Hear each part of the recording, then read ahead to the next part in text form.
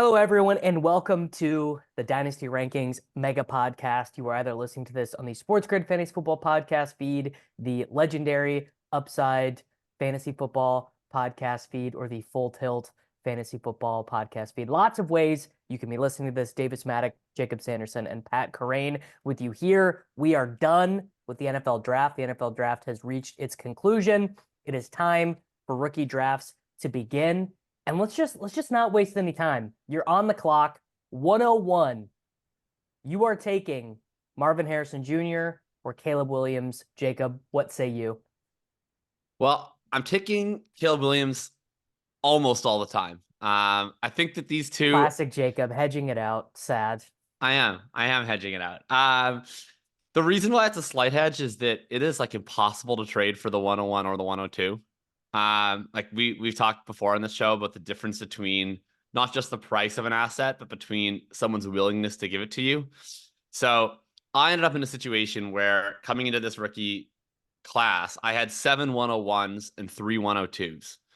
And it's split enough in the market between who even wants Harrison and who wants Caleb that like I'm offering in a couple spots where I already have 2 locked in quarterbacks, like, hey, 101 for 102, 101 for 102. No one's interested. This is after I've already traded like 3 or 4 101s just for other assets. So like I did one Caleb plus for Allen. I've done like the 101 for Chase. I've done the 101 for Jefferson. And I'm like, I don't know how I'm going to get any Harrisons. So I pulled trigger once on a team where I already had 2 elite quarterbacks and just said, screw it. I'm taking Harrison 101 because I don't only want to have 3 shares. But I do think that the choice is Caleb. I think the more interesting question to me is how much do you need to trade down outside of the top 2? Because the gap that I have like in my rankings is not that substantial down to neighbors, but the gap that the market is like in terms of how hard it is to acquire these guys is steep enough that I've like kind of had to reevaluate where it's like I need to be given the iron price if I'm sacrificing one of my chances to get Caleb Williams or Marvin Harrison. Pat, what do you think? It's tough because I think the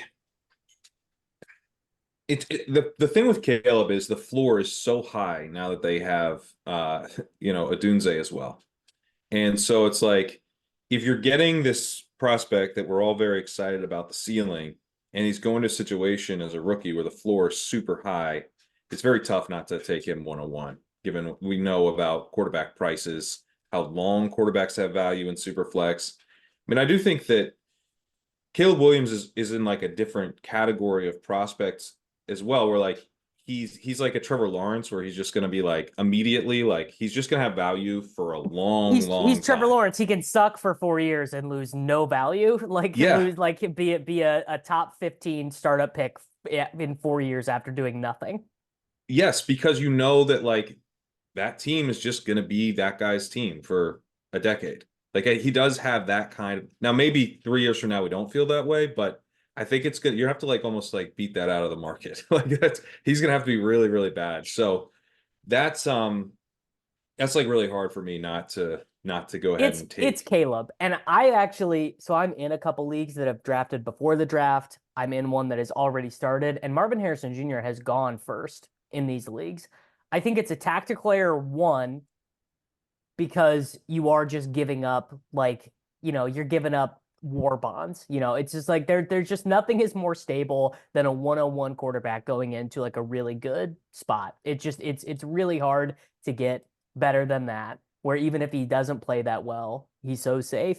And I think there's sort of this thought that like, oh, yeah, Caleb, maybe he won't have as high of a ceiling as a Hurts or an Allen. Or I think that's wrong. I think he probably does if he runs as much as he did in college. I mean, when Caleb came out at Oklahoma, when he first started playing as an 18-year-old, he was a better running quarterback really than a passing quarterback. That was kind of the first thing that leapt out to me about him. Like I think there's a pretty sizable gap actually between Harrison and Caleb as a 101. And I think there's a giant gap between Caleb and then Daniels, McCarthy, May, the rest of those guys. I think there's a huge gap there.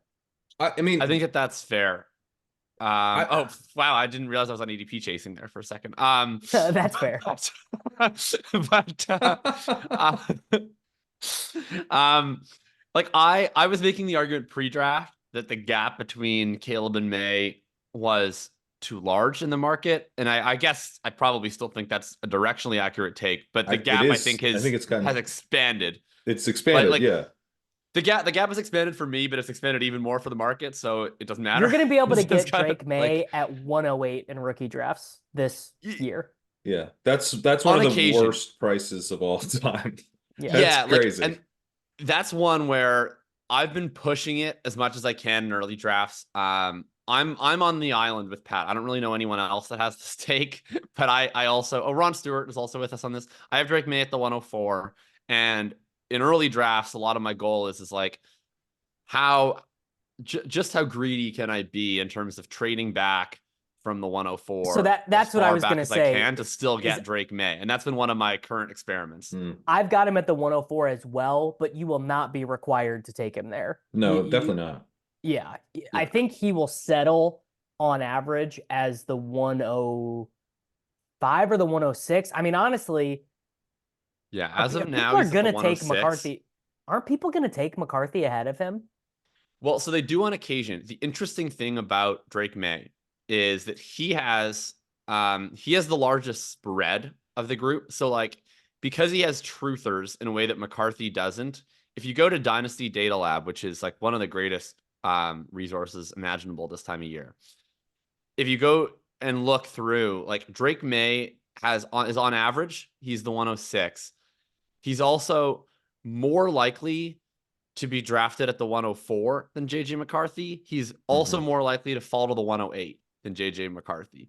So basically, like if you happen to be in a draft with a Drake May truther, and specifically one who's not very market concerned, they'll just take him at the 104. They don't care. I actually no one's have really taking May McCarthy ahead of Jayden Daniels. You have May ahead of Neighbors. Yeah. That's okay, well, an old school take. That feels like I'm the it's Drake from May 3 truther years on ago. most podcasts, but I'm not on this one. Now I love it. Now let me be clear. If I'm on the clock at 103, I'm working the phones, right? I'm not gonna be totally market. I'm not gonna just be like, fuck it, gotta get your guys, gotta live a lot. Like I would not do that. But I actually was pretty encouraged by what the Patriots did in the draft. It was all offense. They took a wide receiver who people seem to like in round 2 and round 4. Like, I think it's going to feel a little bit like Fantasy Siberia in week 3 when Jacoby Brissett is checking down to Ramondre Stevenson. But I actually think the market and even his believers, we were so discouraged when it became clear he wasn't going to be a Commander that we turned it into or a Viking, right? I mean, that was really the pipe dream. I mean, they wanted him. Jacob, didn't you talk about this? Like the Vikings. The tweet. I was like, his current employer values his JJ McCarthy's current employer values Drake May 2 first-round picks more than him, which is like somewhat concerning if you're JJ McCarthy. Yeah. I mean, I definitely would take Neighbors over him without thinking too much because you're not going to get that many chances to take Neighbors, and you're going to get a bunch of chances to take May. So even if you slightly prefer May, I think you should take Neighbors because Neighbors is an awesome prospect. All right, and he's going to be tough to get. Let's say you're on the clock at 103. You've got a decent team. You've got some wide receivers, but you don't have any of the big 5, right? You don't have any of the first round guys. You don't have Tyreek, whatever. And someone offers you the 106 and the 202 to get up to the neighbors. I am taking that. I'm going to take that. I'm going to say I'm going to get May, and I'm going to come back around, and I'm going to get Adonai Mitchell, Keon Coleman, Bo Nix, or Ladd with that second pick. Per my chart, that is like a dead even deal. Like I have the 202 equals early second, which is a 0.5 base first for me. And I have Neighbors a 0.5 ahead of the rest of these guys in a tier. And it's the rookie draft. So you want to offer me an even deal, screw off and come back and offer me a deal where I win. So I don't think I would do that either. So my answer is add a little more. Yeah, because the reason I haven't done as many. I mean, Jacob's out here doing a rookie draft every 10 minutes, but do you want to guess the over under on he's how on many the I'm in clock right currently? now. Yeah. I literally am on the clock. I'm currently negotiating a trade back from the 104. See, that's like, I mean, so I would be less willing to trade back partly because I'm like, if I don't get Neighbors or May, just like ruins this fun for me. Like, if I don't want to trade back to the 106 and get stuck with, I mean, Bowers is still I'm pretty pretty good, okay so. taking Brock. So I'm currently Yeah, negotiating to move back from the 104 to the 108. The guy I'm like, I do not need a quarterback in this league at all. I have Herbert, I have Deshaun Watson, I have Matthew Stafford, and I have Derek Carr. I could use one, I guess. See, as I was like going a, to in say, case so you're Watson about totally 8 strikes months out. away from really needing a quarterback if things break. I think we're all right, though. I think we're all right. I think Watson's got 2 more years left for me. I think Stafford's got 2 more years left for me. Herbert's got infinite years. I also have the 107 in this league, so I'm probably already taking JJ McCarthy. So I certainly don't need 2 more quarterbacks. And I think I'm going to be moving back from the 104 to the 108 and adding Rashee Rice. Actually, is what is currently seems to be on the table. I like that. God. Yeah. I mean, you want to talk about a generational wealth buying opportunities, buying on Rashee Rice for like the next 6 months. I mean, he'll probably never actually probably won't be cheaper than this for 4 years. No, he won't. In fact, I said in the text, and maybe this is going to blow up the deal. So, be a little slow uploading the audio today, but I literally texted, I sent several options, and I was like, first I offered him, he has no quarterbacks. He only has 2. He doesn't have any other starting quarterbacks. I was like, oh, I'll do the 1-4 for your 1-8, 112, and I'll throw in Derek Carr. He was like, I have no interest in that. And I was like, all right, fair enough. Who has interest in Derek Carr anyway?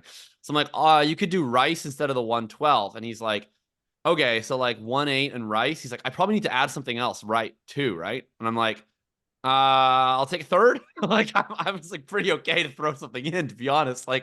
But yeah, people are out on Rice. I made a trade for Rice in the middle of a rookie draft. And people were just laughing at me. They're pointing at me. They're throwing tomatoes at me. The attitude on Rice is he is gonna spend the rest of his life in jail, and that Xavier Worthy is gonna take all of his targets simultaneously. I think it's I did the deal for Rice in the rookie draft, and it was and now I'm maybe even ashamed to say it. I thought it was a fair deal at the time, but it clearly isn't. Where I had 2 elite tight ends already in that league, one of them being Laporta. I traded Laporta for Rice, and I got 2 additional seconds to come back in and make picks with. And people were incensed. It was Worthy's the number 1 now. Rice is never gonna play football again. I don't know. It's pretty crazy to me. It kind of reminds me of the Amon-Ra St. Brown post rookie year now, but now at the same price. It already that's what Pat's been saying about Rice. Yeah. Yeah. And now the same price. Man, all right, I'm gonna send some trade offers for Rashee Rice after this.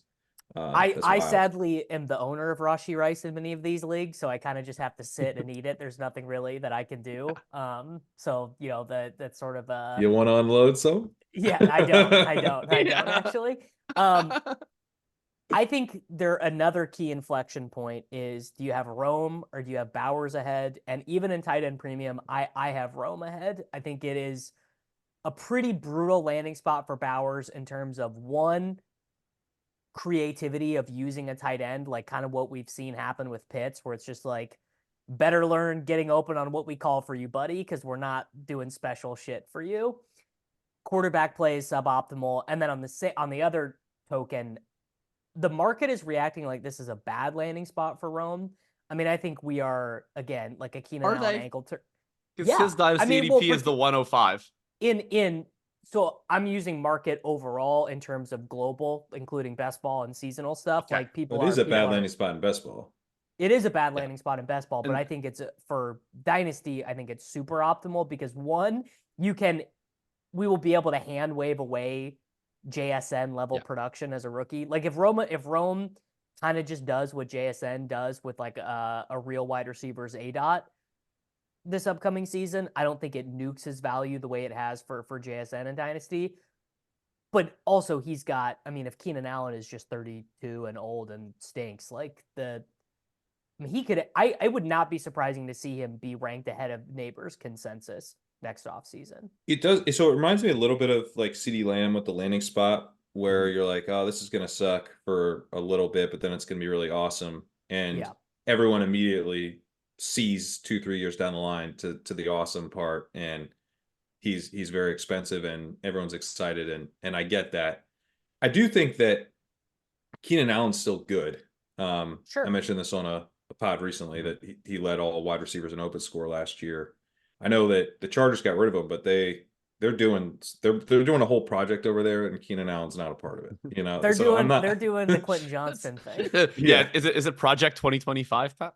Yeah, I think it might be. So Keenan, he's better off in Chicago, and I do think that there's like a little bit of people maybe aren't understanding what they're buying fully with Rome, where you are buying a JSN rookie year experience probably, because I think Keenan's still good, and I think obviously DJ Moore is very good, and then Caleb Williams, as good as he's likely to be in the future, is a rookie quarterback, and you also have a guy who just coached under Pete Carroll who's probably going to run the ball a fair amount.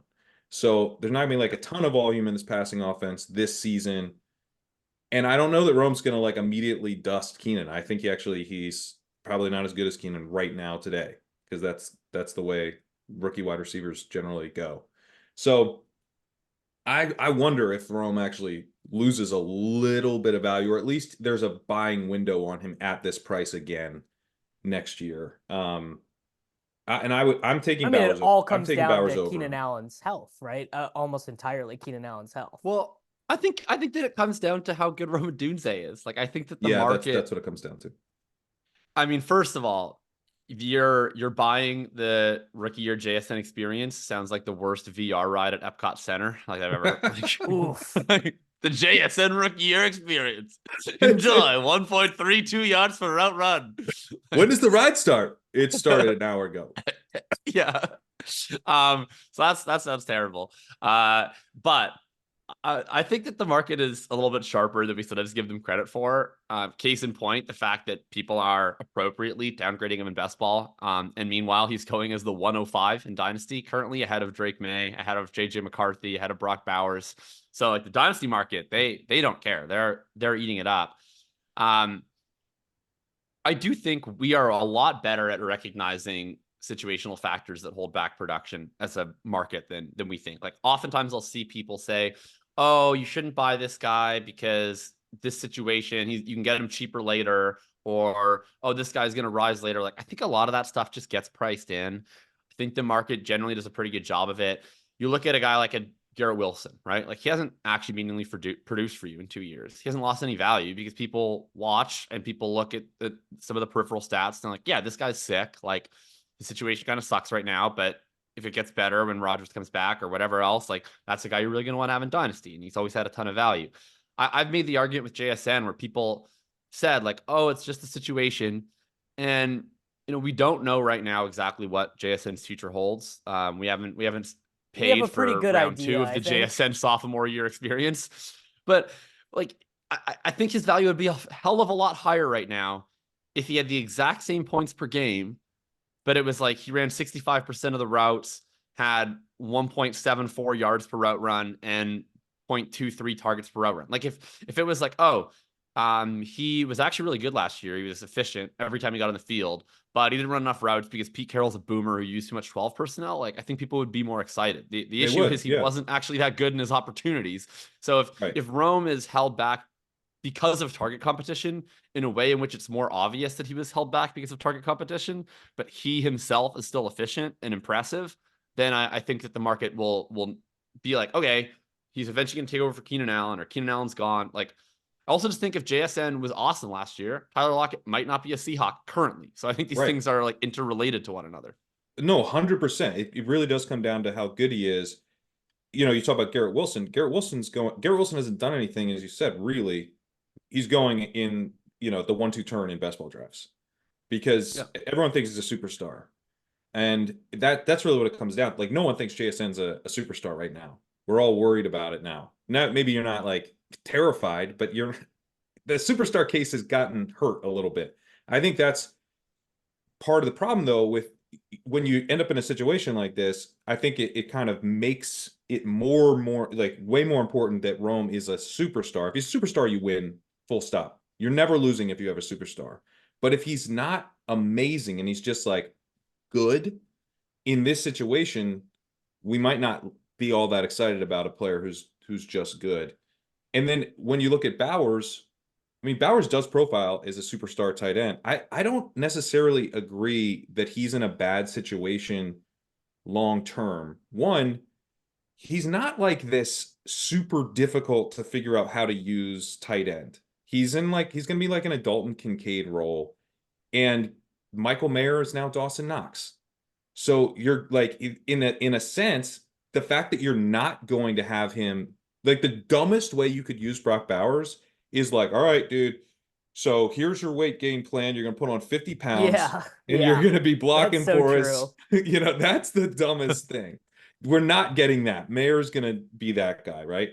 I mean, So I now- guess my concern is also more like for Brock Bowers to have like a Kyle Pitts, even, 1,000-yard rookie season. It's like your teammates with Devontae Adams. Like there's 30% of your team's targets just like annihilated. How long are you have teammates access. with Devontae Adams? Devontae His Adams contract has is crazy hard to I trade. think Devontae Adams has not. got to be considering a hunger strike at this point. It's like, not hard to his like you like seriously, like if you're Devontae Adams, like you have to be considering like drastic measures, right? Like you came here to play with Derek Carr, and they've just gotten like 15% marginally worse Derek Carr each successive year as they've gone from Carr it's easier to to Jimmy trade. Garoppolo to Gardner Minshew, and now they're drafting tight ends instead in a draft for 6 quarterbacks, but in the top 12. Like Devontae Adams like might be like on a watch list by week 6. Like I don't think he's going to take it anymore. This is a very clean setup for Adams. Play well this year, you're going to be elsewhere next year. He has a $44 million cap hit next year. They saved $30 million by moving Cutting on. him. He is gone after this year. There's not a chance in hell this dude is on the Raiders Okay. next season. So why haven't they traded him this offseason? What are they doing? It's $40 million dead cap to trade him right Who now. gives a crap? You're the Raiders. Honestly, like you eat know the what? $40 million dead cap. You're gonna suck anyway. Get a third round pick. Like let's do something with. So what is Bowers' rookie season value increase look like to you, Pat? I don't think it's that. I think he needs to be efficient. I think he needs to be really fun after the catch. I think the Raiders need to lose a lot of games and be in position for a new quarterback. Devontae Adams moves, and he's basically like he emerges as like this dude's going to be the number one target on his team in 2025, and he's good. I think that's a pretty big increase. I think he's the number one tight end in Dynasty potentially, depending on how Laporta does. He definitely. I mean, look, if he goes 50, he's arguably the number one tight end in Dynasty now, but I think if he goes for 53 catches, 818 yards, and 4 touchdowns, he is the tight end one in Dynasty. Yeah, if he does that. So I had Brock Bowers pre-draft as the tight end 1 in Dynasty, and I had him a tier ahead of Odunze and McCarthy in a 2-man tier with Daniels in my rankings. I'm I way bring lower that on up. him than you guys. I bring that up because I think when I'm going to say what I'm about to say, people will think that I'm just entirely ignoring the landing spot. And I want it to be clear that I'm not. I have moved him down a full tier. You've moved him down from I moved him down very, very high. I moved him down into the tier with McCarthy and Odunze. I moved him from tight end 1 to tight end 3 in Dynasty. So it's not that I haven't reacted. It's just that I was way higher on him than you guys before the draft, and not you and Pat, the royal you guys, the listeners. And so it's not that I haven't reacted. It's just that I think he's incredible. I think with Bowers, right? Like the argument with him is just that if you're going to take the leap on tight end anyway, like I think you just have to take the leap on the guy that you think can completely dwarf the position. And to me, Bowers, even as impressive as Trey McBride's season was last year and Sam Laporta's season was last year, I still see a higher level of upside for Bowers than I see for any other tight end, just given how truly ridiculous the profile was in college, how productive he was at all levels in terms of being a guy that has a perfectly average ADOT for a tight end and is still leading in yards after catch literally every single season. That is having would have an argument for wide receiver 3 in this class, just based off of his receiving production.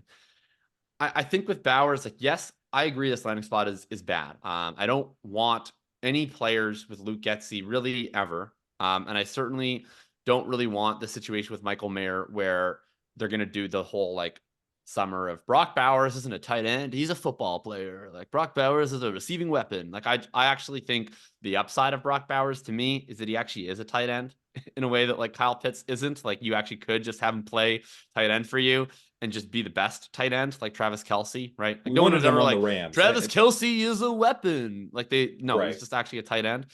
Yeah. So we're gonna have to deal with some bullshit, I think, from Luke Getsy. But on the bright side, a lot of the Luke Getsy bullshit was the outcome of that was giving Cole Kmet a bunch of undeserved targets. So we'll take those, we'll take like tight end screens, tight end bubble screens to Cole Kmet. You can feel free to translate that over. And I think Gardner Minshew is not really a major holdup, actually. Like he's not good. But if you just need someone to just like matriculate the ball to the tight end position, I think he's like perfectly capable of doing that. So I think he'll have enough of an opportunity where like they took him 13th overall. He's not that weird of a player. Like he's not actually that hard to find uses for on a football field. Maybe his route participation isn't like 85% or 90%, like it might have been in some spots, but it should still at least be over 70. I think it could push 80 if he's impressive enough. That you'll have that opportunity for him to show how efficient he is, for him to show how special he is. And then if you get that and you get Adams gone, like at that point, there is no ceiling because there's no Marvin Harrison or Amon-Ra St. Brown here that is like a permanent roadblock to them having a 28% target share in a way that there is for the other top tight ends in Dynasty. Yeah, I mean, I'm also a little bit more optimistic about like we nuked him in the best ball ranks because I think he falls, and projection wise he's going to fall. He should fall a lot. Like it's going to be hard to project a strong season for Brock Bowers. And so I do think his outlook for year one definitely compared to like where it would have been on the Bengals or the Rams. I mean, like those are the teams where you're using Brock Bowers as like a traditional tight end, but then you're also then like he lines up in line and then he splits out and he actually goes into the slot. And then it's like, how are you matching this? And they're using him as a chess piece to actually change what the defense is doing. And then they're running off that. And then they're doing all sorts of fun stuff where they're like, they are actually using his versatility as a weapon as opposed to screwing it up. And there is some risk of Luke Getsy screwing this up, unfortunately. But I also think that Antonio Pierce, like last year, he comes in and it's like we're getting Devontae Adams and Josh Jacobs the ball. Like this isn't that hard. And then you go ahead and draft Brock Bowers at 13. I'm not that concerned that they kind of take their eye off the ball here. I think they're going to get Brock Bowers, Devontae Adams, the ball. I think I know they're going to run a bunch and this allows them to play more 12 personnel and there won't be a ton of volume. But I think Bowers is now benefiting from like pretty low expectations at this point. I think people are kind of forgetting the fundamental case. Like we talked about with Rome, what's the fundamental? How good is he? Is he a superstar? And Bowers, I think probably is a superstar. I mean, that's his profile strongly suggests that he is. And aren't we really good after the catch where you can get this dude the ball on screens. You can get him the short stuff that Minshew can do is perfect fit for Bowers. The no athletic testing though. I don't mean dude, I don't 19 mean to carries, be, 193 yards, 5 touchdowns at Georgia. We are playing he led the team FBS full of and 5 FCS stars in Yak every single year of his career. He outproduced Ladd McConkey. He outproduced Adonai Mitchell. He outproduced Jermaine Burton. Like this dude is the athletic testing thing is like it's honestly absurd. Like we've seen guys like Mark Andrews. Go look at Mark Andrews' RAS. Is that a problem? Hunter Henry's RAS. Is that a problem? Like there's these dudes, and generally I would be on the side where athleticism matters, but because we're looking for guys who can play the tight end position like a big receiver, almost all of them have to be hyper athletic to pull that off. But you know who can probably play it as a big receiver? A dude who just did at Georgia for 3 seasons as an underclassman. Right. That seems like a pretty decent bet. Right. Like the athleticism is usually something that gives us an indicator of the ceiling, but we don't need the indicator of the ceiling because Brock Bowers has just already shown it. So it's not like we're looking at like, oh, Theo Johnson, like what could he ever do? And it's like, well, he's athletic, so maybe something. He's right? never It's done like anything ever, but he maybe could. right. You With know? like that's Yeah. like with Brock Bowers, it's like, well, he could just do what he just did. Like I don't know. I just can't get over the fact that Georgia, a team that is just like shitting 4-star players out its ass every single year, was like, we're making this white tight end a fundamental component of our running game. It's like you can't not be athletic if you're doing that. Or if you're not athletic and you're still doing it anyway, then you're just, I don't know, you have like magical powers, which I'm fine with that too. Yeah, I'm good with that. All right, who do you guys have as the 109 in rookie drafts, and why do I have the sense that you're both wrong and you still have Brian Thomas there instead of Xavier Worthy? Well, we are going to be both wrong based on your take, but we have different guys. I do have Brian Thomas, yeah, but I have Worthy Yeah. one spot behind. What's the fucking point? What's the point of playing Dynasty football if you can't look at the fastest player in the history of the combine going to play with Pat, and that doesn't get you excited? Oh, Davis, if you think Brian Thomas at the 109 is bad, I have Ladd McConkey at the 109. Okay, that's not bad, but I think it's playing the game too safe. I think Ladd McConkey is fucking awesome best ball pick. I'm gonna steam him all the way up. You could talk me into like 5-6 turn Ladd McConkey in best ball. But I don't think you have to talk anyone into that. I think we're just headed there. I think that's just gonna happen. Oh, we're going there. But yeah. What range of outcomes could Ladd have that Okay. Xavier Worthy does not? A freaking high one. Here's my affirmative case for Ladd McConkey. I think Ladd McConkey, like, I think we have the whole idea of upside wrong. To me, upside at wide receiver, fundamentally, like, at least up until like the wide receiver 6, right? At least up until whatever Amon-Ra St. Brown is in Dynasty, which I think is like wide receiver 4. Upside is just how many freaking targets can you earn, right? Like that's fundamentally more than anything else, more than speed, more than size, more than anything. It's just how many darn targets can you get? Can you get 160 targets? You have a lot of upside. I look at these 3 profiles and like I'm a little afraid of the floor for Ladd McConkey because he hasn't run that many routes.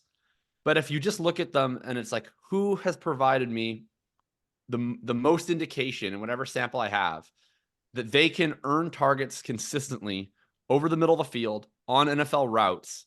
Like, to me, that is Ladd. Like, he's the guy who is up there at 25% targets per route run, 3.26 yards per route run this year. I'm not very confident that can translate because of the route limitations, but he certainly has not given me any reason to think that he can't do that at a really high level in the NFL. Whereas the other guys kind of have. Like, Thomas has never earned volume at a really high rate, up over 20% targets per route run. Worthy has earned volume at a high rate overall, but a lot of that's on short area targets, and he's been so inefficient on his intermediate and deep targets that it makes me think that that's probably not something that translates particularly well. And then you look at the landing spots. You know who's pretty good at generating offense out of short area targets? Andy Reid and okay, sure, but Worthy, like, okay, but they've also done this with other gadgety guys, and it's not worked, right? Like, you have to be good, and maybe Worthy is good. It literally did work with Rice. No, Rice is, but that's a different player. Rice is like a physical inside player. That's also not how he's used. He most of his targets are like late in the progression as he's getting open against the zone in the middle of the field. He's actually not the gadgety stuff is more being with like Tony and Hardman. I just mean in terms of close to the line of scrimmage. Yeah, I mean, obviously their thought process for drafting Worthy is Kadarius Toney, Sky Moore, McCole Hardman, but good. I mean, it's exactly, and maybe it is, but I'm not sure. And I guess, like, I had McConkey ahead of Worthy pre-draft. I have thought about it. So I had McConkey ahead of Worthy pre-draft. And then I look at the landing spots and I'm like, one has Herbert, one has Mahomes. I'd rather have Mahomes, but I'm pretty freaking stoked with Herbert too. One of them is competing with literally no one. Like, McConkey is going to be earning as many routes and as many targets as he's capable of as soon as week 1, with Josh Palmer eating a bunch of routes and Quentin Johnston in the shadow realm. And Worthy, like, you know, I don't think that this landing spot is like preventative of anything if he's awesome. Like, Kelsey's old and Marquise Brown's on a 1-year contract, is not very efficient, and who knows what's happening with Rashee Rice. Like, if he's just the truth, then it's awesome. But I do think that there's some like barrier to entry where he has to actually be good to get on the field. Like, Marquise Brown's a professional wide receiver. I'm pretty confident Rashee Rice is good. Travis Kelce's still good. He's going to have some route clusters. So I don't think that it's it's a really smash landing spot at the 80th percentile plus. I don't think that the red carpet has just rolled out for him to the extent where I feel like it's such a good landing spot that I have to put him ahead of players that I like more than him.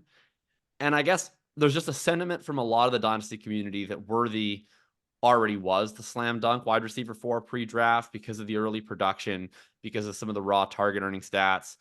And I just don't quite see it that way. So I see Worthy as more of a higher variance pick. I think all these guys, frankly, are higher variance picks. Yeah. But like the one trait amongst wide receivers Yeah, that so if I I'm value trying to take most a high is variance just pick, earning targets.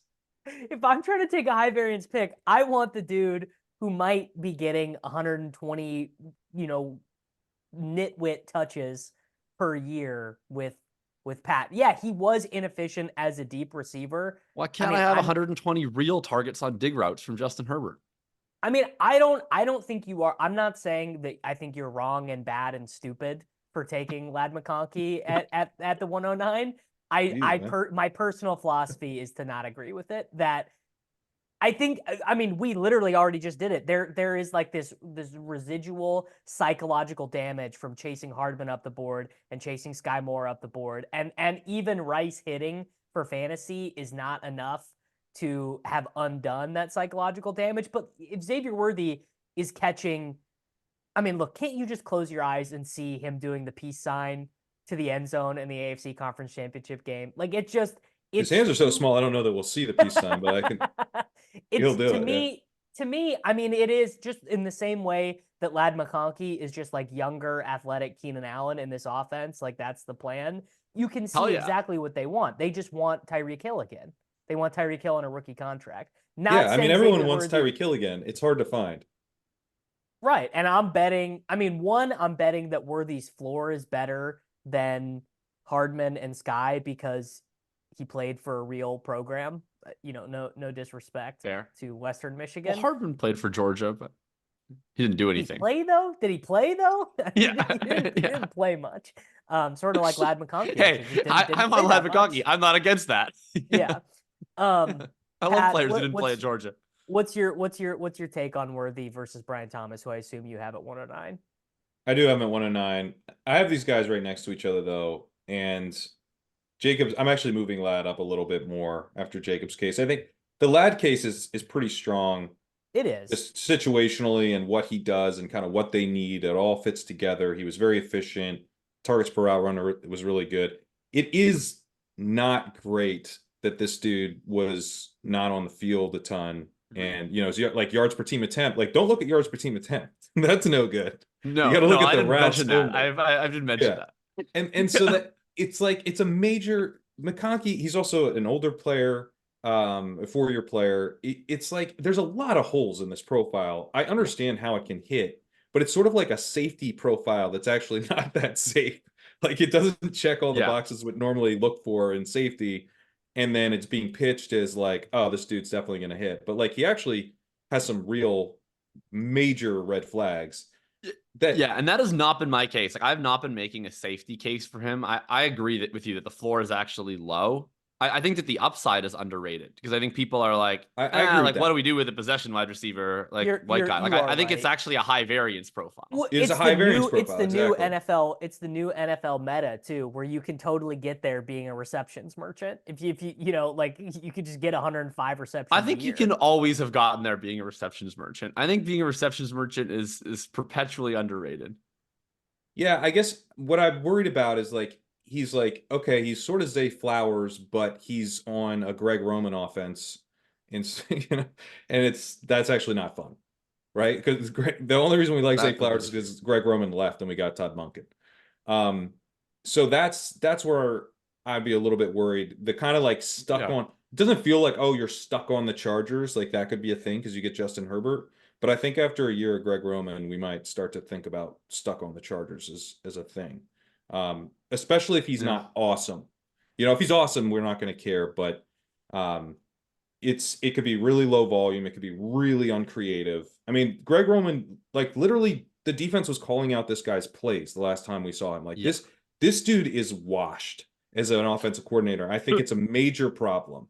So there's a lot of variance to the McConkey pick. I think Worthy is Obviously got the high ceiling. I was never on the like Worthy, should be ahead of Brian Thomas train ahead of the draft. I think his profile is sort of sneaky scary. He was a very, very inefficient as a deep ball receiver. He's fancy Gabe Davis. No, he's not fancy Gabe Davis. Or you're In this saying Brian offense. Thomas. You're saying Brian Thomas, yes. Oh, no, I'm saying Worthy's deep ball yeah. stuff scares me because he just was so inefficient at it. And then they kind of, they had to use him on more of the gadgety stuff, which obviously Andy Reid is going to do. But like, what does he develop into? Can he become the number one in a team? Or do they kind of keep looking after the season and, he's Hardman plus or something? So he's very high variance to me. Brian Thomas is high variance too. But I do think you have one major out headed your way, which is that Christian Kirk is probably gone after the season. He's got a cap situation. And Evan Ingram could be done at any time. Evan Ingram, yeah. So they could save like $14 million to get a $27 million cap hit after this season. And then his contract ends after 2025. So I think Thomas, who is, you're kind of betting that he's DK Metcalf. That's like sort of the upside of his profile. He is kind of a downfield. I mean, what is DK Metcalf if not fancy Gabe Davis? Just very, very fancy. Very fancy, sure. So you are correct, but we're looking at Trevor Lawrence's number one in a year or two, and I just think he's the best prospect of the three. I know he's not a perfect prospect. He doesn't earn targets like these other guys, but he was playing with Malik Neighbors. And his yards per route run was really good because when he got targets, it was usually deep downfield. And also he's a giant man who's super fast. And he's coming out early. He was drafted the earliest of all these guys. I just think that Thomas, and it's not like by a huge margin, but I think Thomas was the best prospect and he lands in a good spot. And so I am still taking him first. I think that's fair. I think that people should. Wow, I'm really doing the Sam Sherman today. I think that's fair. Are they derogatory or not? I'm doing. I mean, complimentary. I'm doing I think that's fair. Complimentary. I'm doing the Arrested Development meme where I'm like, it didn't work out with Sky Moore. It didn't work out with Michael Hardman, but it might work for Xavier Worthy. The very online podcast. I might even shorten the gap after hearing this. I agree with you on terms of just like basically they're all good landing spots. So pick the ones you like the most. And for the record, I have these guys really tight. I have McConkey right now at 60. I have Worthy at 61, and I have Thomas at 66. But I've been convinced enough that I'm gonna literally just move Thomas to 62 and just have them all three directly in a row. That's what I did. You got me to do that with McConkey, who I had behind. And I think I'm gonna change this so that there's a tier break. Well, do you think there's a tier break after these three? Like, what about Bo Nix and going to Jonathan Brooks? No, I have them. I have a 5-person tier, but I do have the 3 wide receivers ahead of Nix and Brooks. That's how I have it now. But should it be that way, or should these guys? Because we're so, it's tough to decide between these three. Here's my question on why it's a yes. My reason for why it's a yes is if someone came to me and they were like, "I need a quarterback. Is it okay if I take Bo Nix ahead of any of these 3 receivers?" And like my answer would be yes to that question. So that's why I would say no. I would say that is hoisting yourself on your own petard. Too cute by half. Okay, so then they're not in the same tier for you. And then my answer would be the same thing for Brooks. Someone's like, "I need the running back, man." I'd be like, "Sure." Whereas if someone came to me and they were like, if someone was like, "I need the running back," can I take Trey Benson ahead of one of these guys? My answer to that would be no. So that's like my heuristic on why I'm having Brooks in the same tier but behind, and Benson in a separate tier. I think that makes sense. Yeah, and I think you can take Bo Nix if you need one of these guys. Bo Nix. Yeah, I've got Bo Nix. I'm getting 12. so much Bo Nix, guys. Like I've been drafting Bo Nix at like the 203.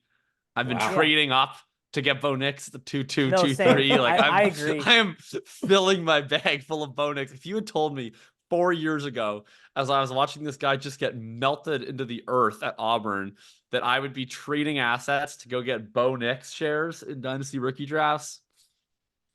I think he's right to do it. Now I'm gonna have a difference from you guys in rankings though, because I've got Keon Coleman and Adonai Mitchell ahead of Jonathan Brooks, and I fully Mitchell stand by it. Yeah. what's get happening? Coleman because he's on the Bills. I understand the appeal. I I don't get believe the that 80 Mitchell Colts. one. I believe that the Colts is a better landing spot than the market. Like, I don't think the Josh Downs reception merchant, Michael Pittman, Drake London with a worse Michael Pittman is a publicist. receptions merchant, actually. Yeah, Like that, I there think might be no greater receptions merchant in the No, league. there than are Michael greater. Pittman. There's many greater. there's many greater. That's the issue. And I think Richardson, a full season of Richardson, like, I think he can just lead this very good, explosive offense. Like, sure, a la Lamar or Hurts, the attempts might be lower than we would like in general. But I think it's pretty non-zero that AD Mitchell by like week 8 is just better than Pittman. And, Josh Downs goes back into a very auxiliary reserve style role.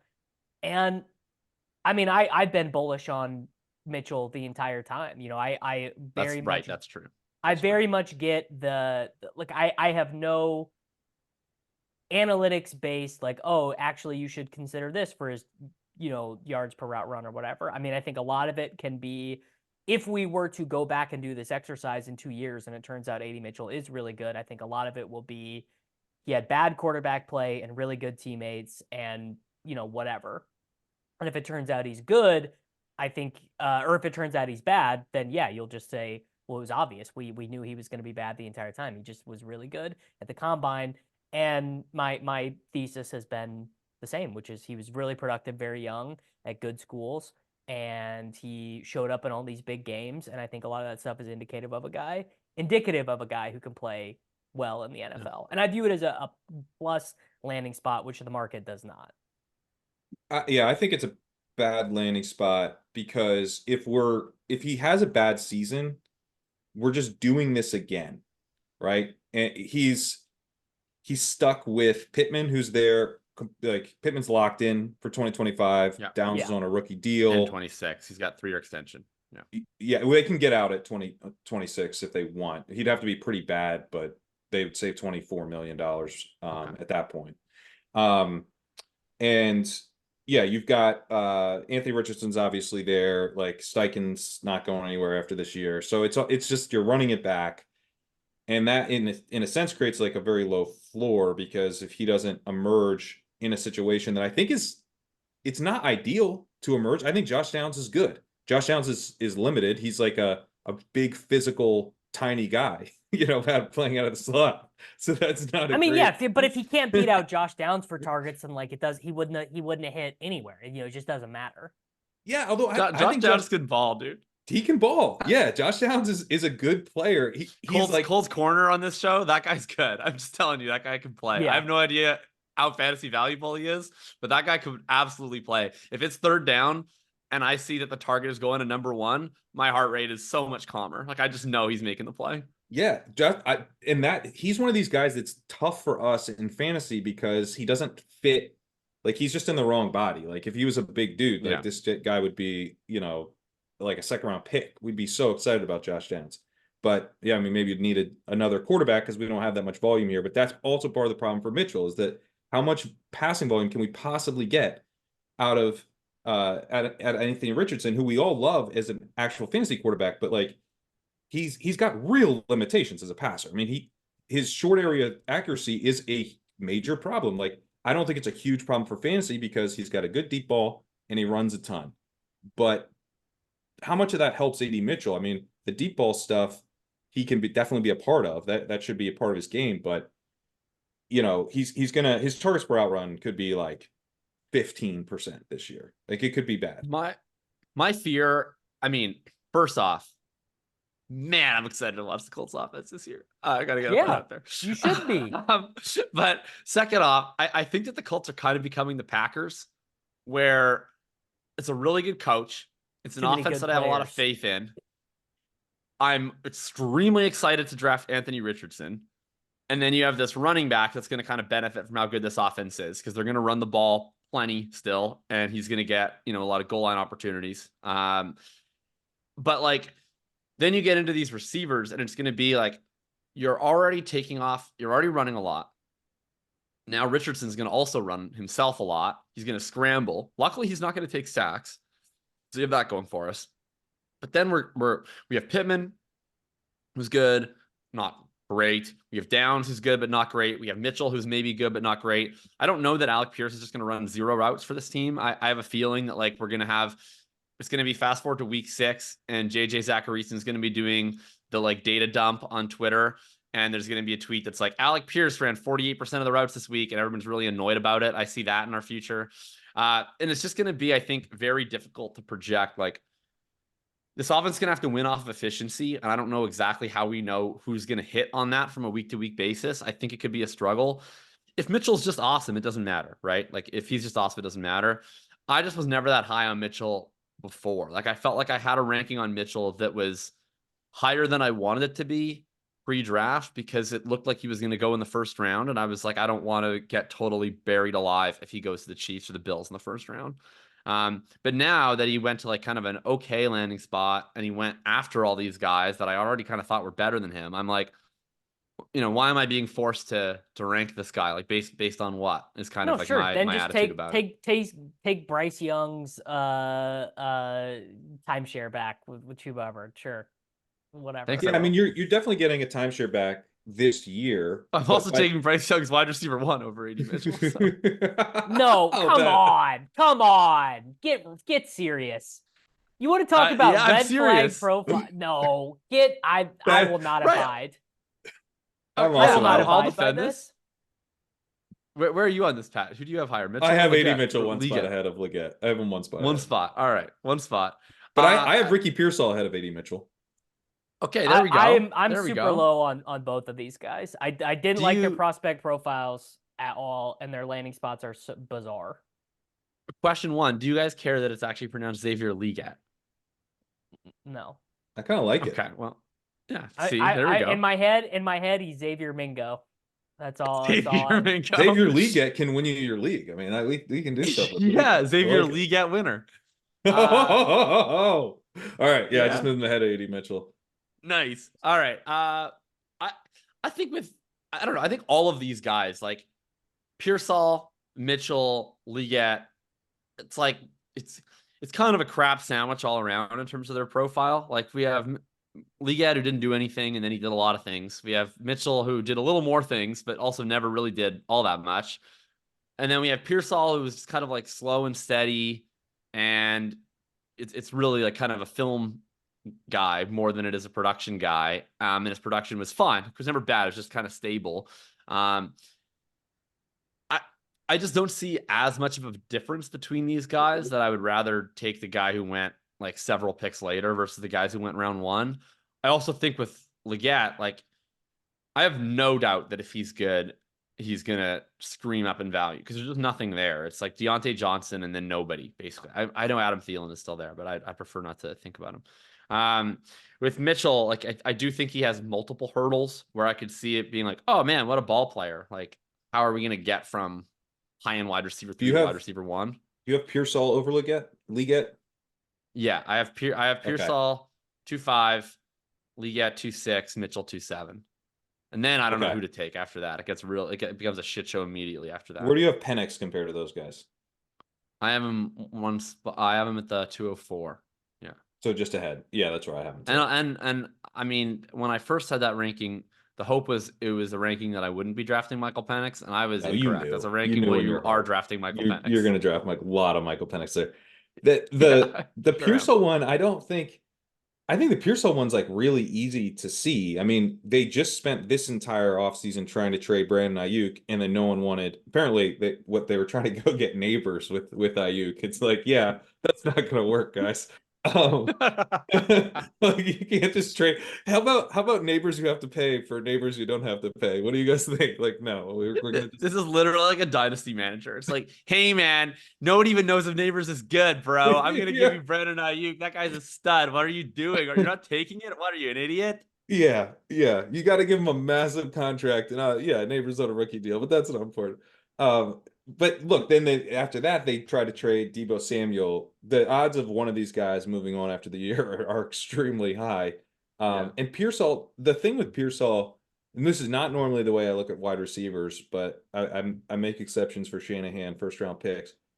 Is he good today?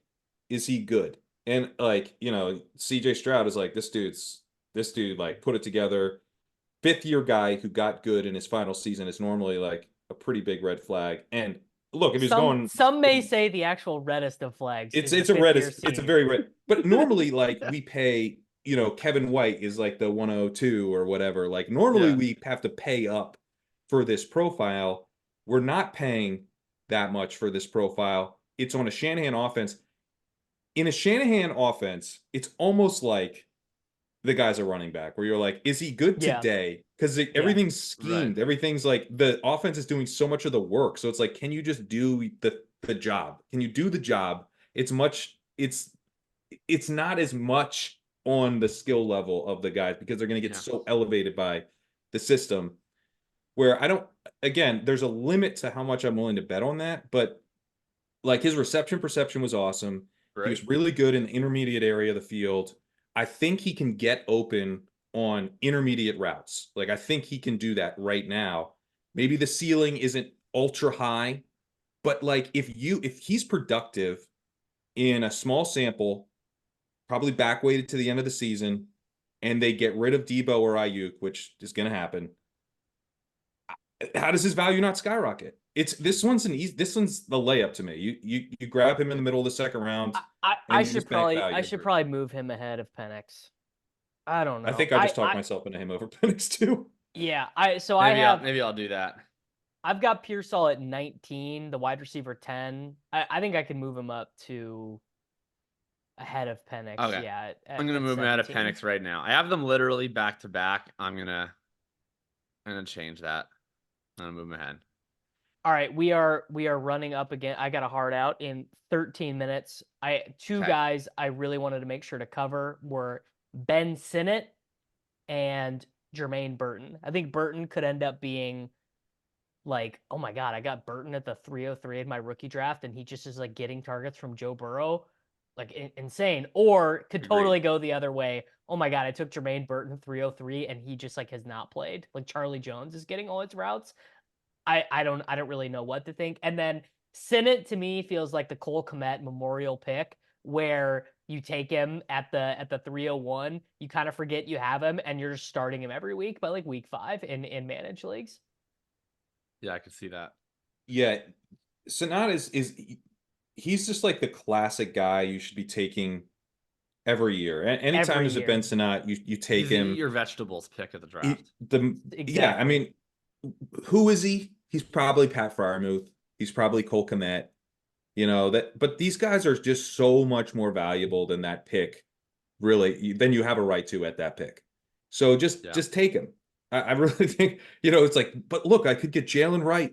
Jalen Wright's gonna, pass Devin Achane. He's big, he's fast. He's in Mike McDaniel offense. Like, yeah, but like also Jalen Wright most of the time is nothing. He's usually just nothing. Yeah. He could be he could be way more than Ben Sinnott. But I think, I'm taking Sinnott over that level of running back. I mean, I'll probably have 0 Jalen Wright in Dynasty. Like literally probably 0. That sounds terrifying. Yeah, I want to sprinkle What is the point? What is the point when I can take Malachi Corley? What is the point? Or Did you watch Sinnott? the running game last year?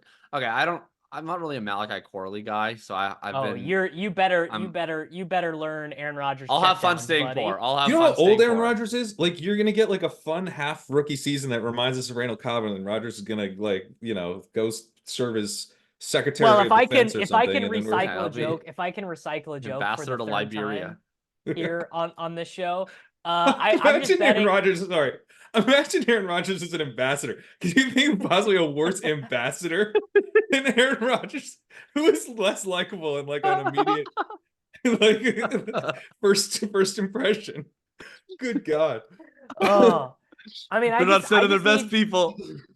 I just need Malachi Corley to be, watching Loose Change and the Zeitgeist films or whatever, and he just shows up to rookie OTAs with Rodgers, and he's like, some interesting stuff out there, man.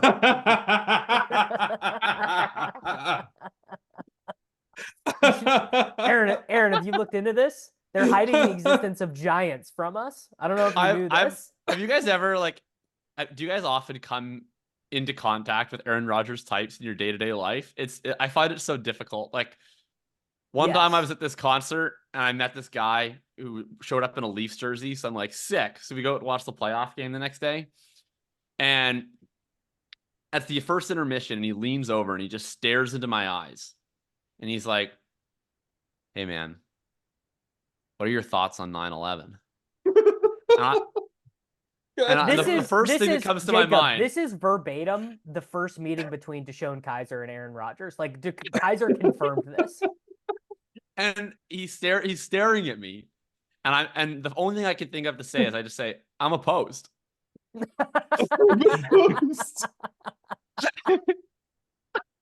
That's Oh, that is really And good. he's like, anyway, it goes on this whole thing.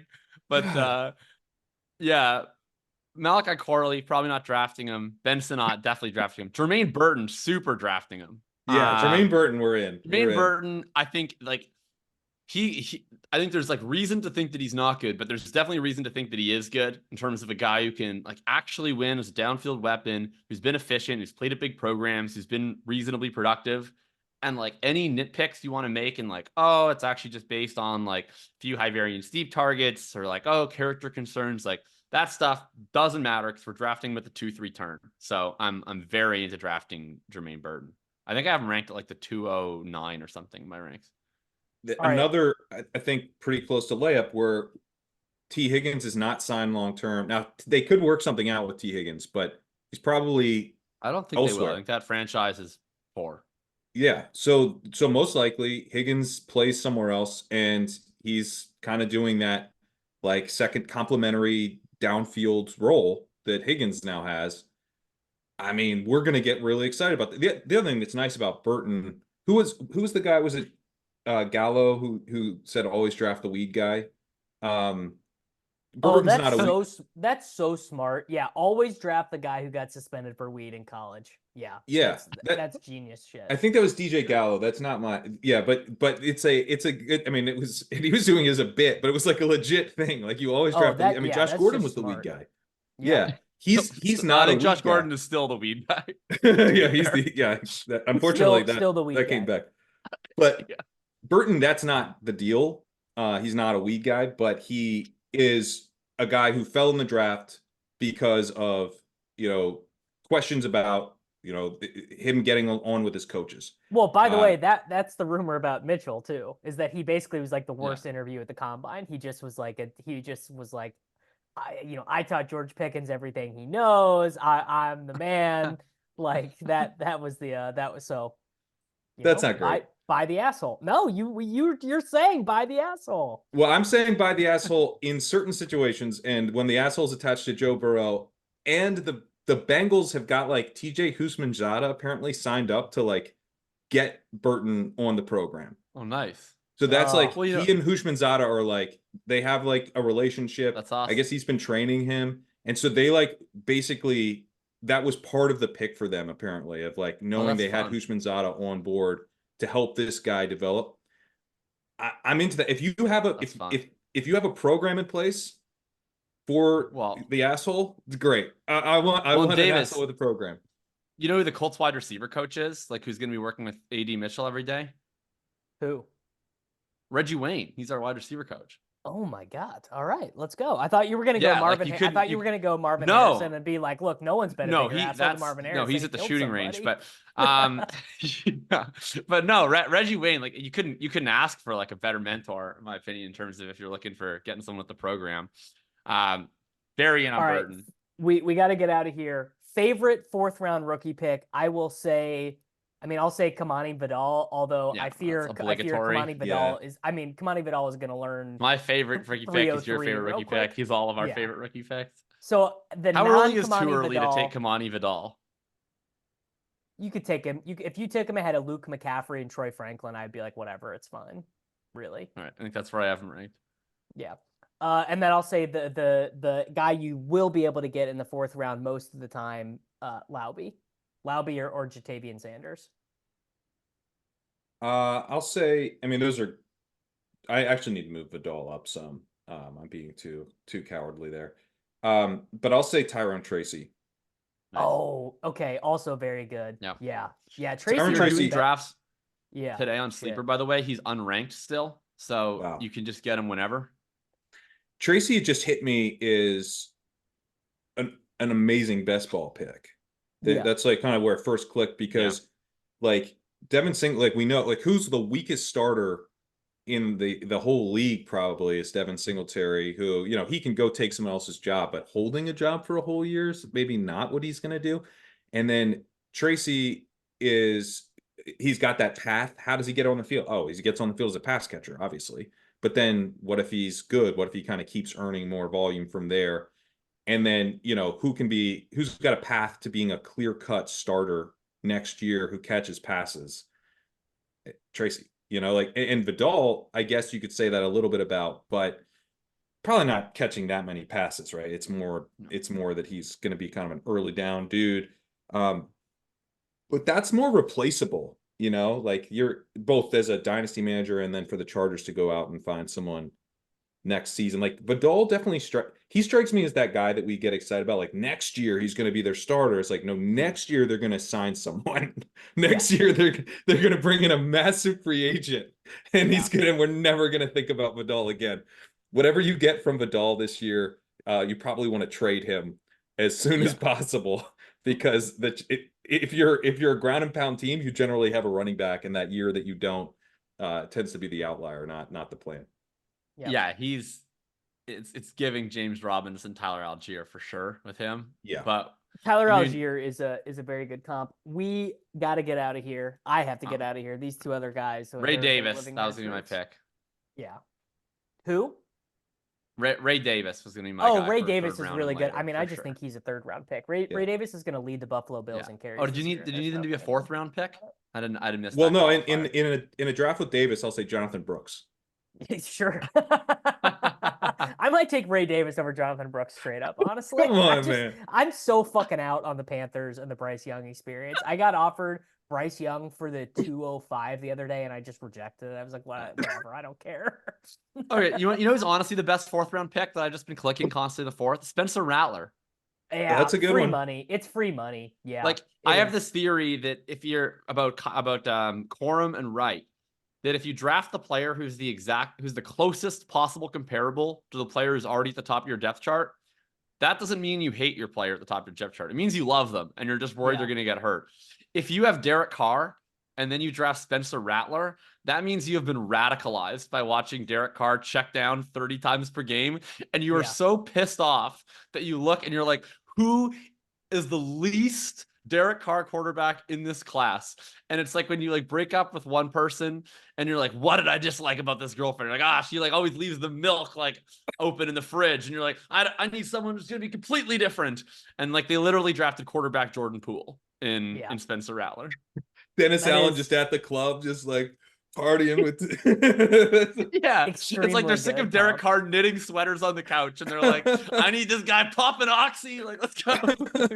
Spencer Rattler midlife crisis, let's go. All right, everyone, we're getting out of here. You can get your dynasty rankings on Thinking About Thinking, Legendary Upside, patreon.com/takecast. You can listen to the Sports Grid Fantasy Football Podcast, the Full Tilt Dynasty Podcast, or the Legendary Upside Fantasy Football Podcast. We will be back, I assume relatively soon, with more rankings discourse. See you then.